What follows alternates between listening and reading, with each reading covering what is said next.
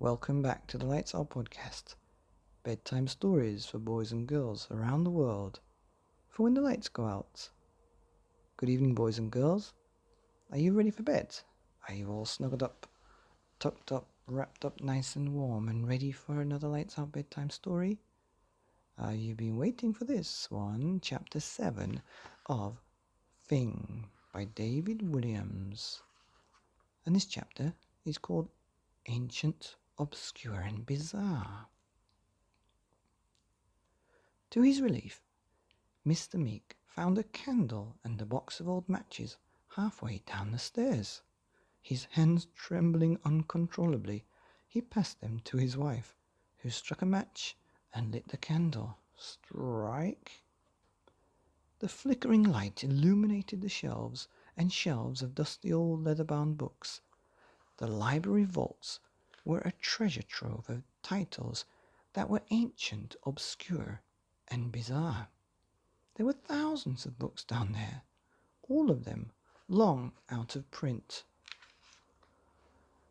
Poisonous cheeses of the British Isles, terrifying tales for children, the bumper book of medieval torture, hymns to make your ears bleed, painting of puddles, odes to stinging nettles, phlegm, a pictorial guide, cats crying at Christmas, how to drown a witch in 5 easy steps, a dictionary of non-existent words.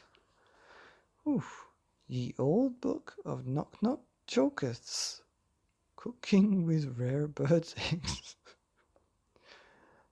the foulest smells of Victorian London, a scratch and sniff book, disgusting diseases for dogs. Oh, David, how did you come up with these titles? Cake recipes of religious martyrs in Latin, 10,000 tedious poems, the Book of Grots, a short history of socks, a long history of socks, beards, the Bible, a spotter's guide, chamber pots of the rich and famous. Oh my gosh! Oof. One by one, Mr. and Mrs. Meek pulled the books from the shelves. With just a candle to read by, they searched the millions upon millions of words for any reference to Fing. Just as they were about to lose hope, Mr. Meek thought he saw something move out the corner of his eye. "What was that?" he whispered. "What was what?" she asked. Something moved. Maybe it was a rat. I hate rats. With a candle, Mrs. Meek illuminated a dingy corner of the vaults. Indeed, something was moving underneath a pile of old newspapers. Rustle, rustle, rustle. She pushed her husband towards it to investigate further. "Go on." "I am going. Lift up the newspaper and see," suggested Mrs. Meek. "No, after you. Oh, for goodness sake, let's not start all that again." Reluctantly, Mr. Meek lifted the old damp sheets of paper. To his surprise, all that was underneath was a book. "It's a book. Books can't move," she replied. "This one did. What's it called?" Mr. Meek peered down to study the spine.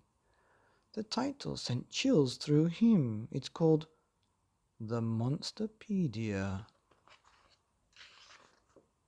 The end of chapter 7 of Fing by David Williams, and that was the end of part 1 here on the Lights Out podcast. Bedtime stories for boys and girls around the world. Stay tuned for part 2, chapter 8, The Monsterpedia. See you tomorrow. Good night.